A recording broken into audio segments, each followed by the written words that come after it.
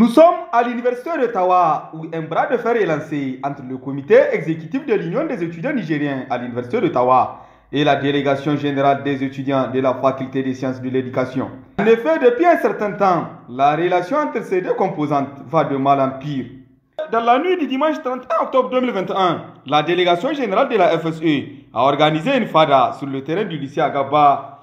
Cette initiative a été contestée par le comité exécutif de l'UNUT qui a envoyé les membres de la commission d'ordre pour les disperser. Nous avons pensé aux camarades qui sont sur les cités.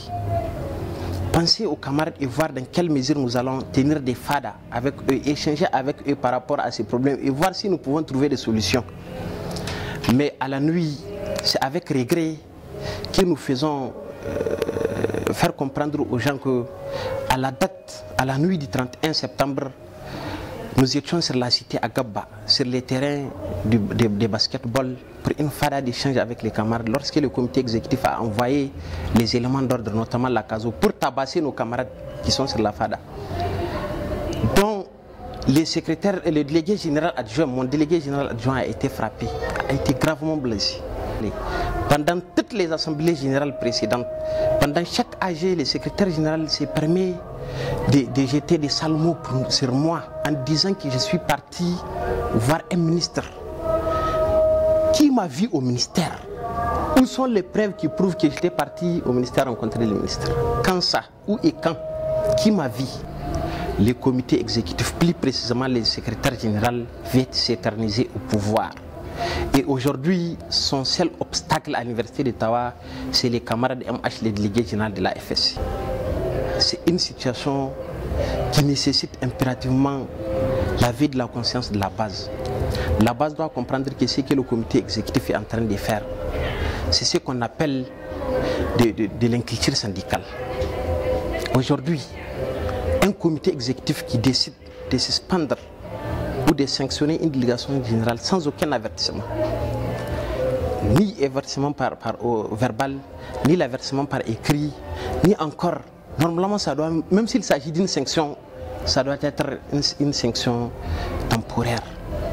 Mais ils ont opté pour nous sanctionner définitivement.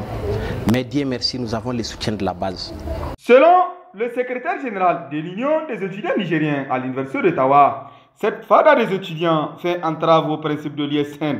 C'est une délégation parmi tant d'autres qui a librement jugé utile de violer des principes phares. Tout d'abord, cette délégation a décidé de rencontrer un ministre, alors que dans les textes de l'organisation, même le comité exécutif n'est pas habilité, un comité exécutif d'une section n'est pas habilité à rencontrer un ministre. Il faudrait nécessairement passer par le comité directeur de l'ISN pour pouvoir rencontrer ces ministres. Et voilà, c'est un délégué général d'une délégation. Il faut aussi les rappeler, les délégations là tirent leur légitimité du comité exécutif de l'UNUT.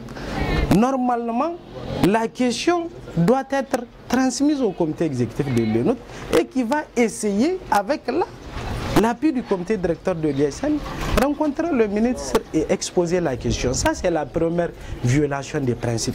Après ça, il y a une autre violation où on a même jugé utile d'interpeller à travers une note. On a dit que les délégations n'ont pas compétence d'organiser des FADA. Et là, ce n'est pas pour interdire les FADA sur les cités, parce que chaque nuit, chaque jour, les camarades font des FADA sur les cités. Mais ce que nous ne pouvons pas accepter en tant que comité exécutif, c'est cette idée de vouloir diviser la base de l'UNUT.